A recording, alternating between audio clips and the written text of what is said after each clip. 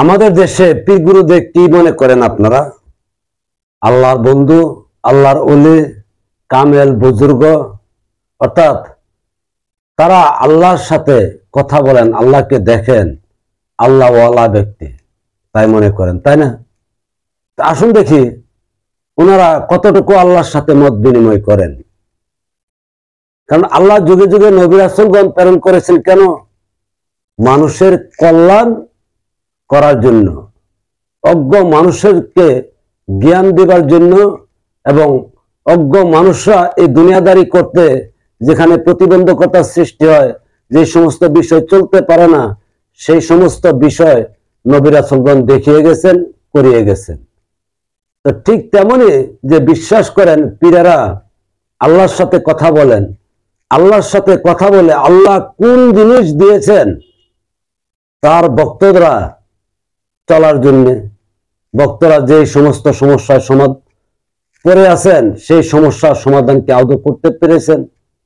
যেমন এই বছর কি ধরনের ফসল করার দরকার, বা রাষ্ট্রীয়ভাবে কি করার দরকার, বা এই রাষ্ট্রের মধ্যে গজব, বা এই রাষ্ট্রের বিশৃঙ্খলা, বা এই রাষ্ট্রের ভিতরে মানুষ দুর্নীতি চাঁদাবাজে ভরপুর হয়ে গেছেন, ওইগুলির কি সমাধান তারা কি পীর বুজুর্গরা আল্লাহর কাছ থেকে জ্ঞান পেয়ে এই জ্ঞান কি মানুষের মধ্যে ছড়াচ্ছেন?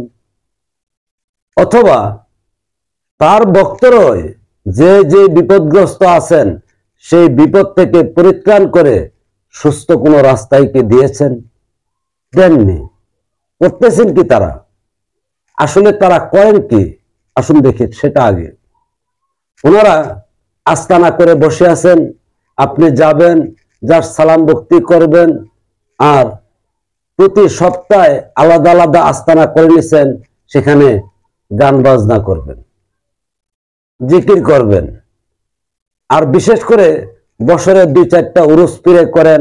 সেই উরুসের মধ্যে তিনি সামনে একটা আসন দিয়ে মোমবাতি আগরবাতি লাগিয়ে বসে থাকেন, বাহিরে শিল্পীরা গান করেন, আবার কেউ রান্না বান্না করে খিচুড়ি খাওয়াচ্ছেন, এই শিল্পী দিয়ে গান গায়ে সারা রাত পার করে নিচ্ছেন।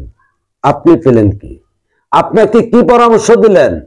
আপনাকে যে ডেকে জমালেন, সপ্তাহ হোক, মাসিক হোক আর বাৎসরিক হোক, ডেকে আপনার সমস্যা জেনেছেন, আপনার সমস্যার জন্য কি সমাধান করার সেই পদক্ষেপ কি দিয়েছেন? কোনো কিছুই করেননি। তাহলে ওনারা আল্লাহর প্রতিনিধি বা আল্লাহর ওলি কি করে হলেন? বরং ওনার ভক্ত যারা আছে তারাই বিভিন্ন দলে সম্পৃক্ত হয়ে তারাই সন্ত্রাসী চাঁদাবাজি করতেছেন, কিন্তু তারপরও তাদেরকে আপনারা উলিয়া উলিয়া বলতেছেন। কেন বলতেছেন?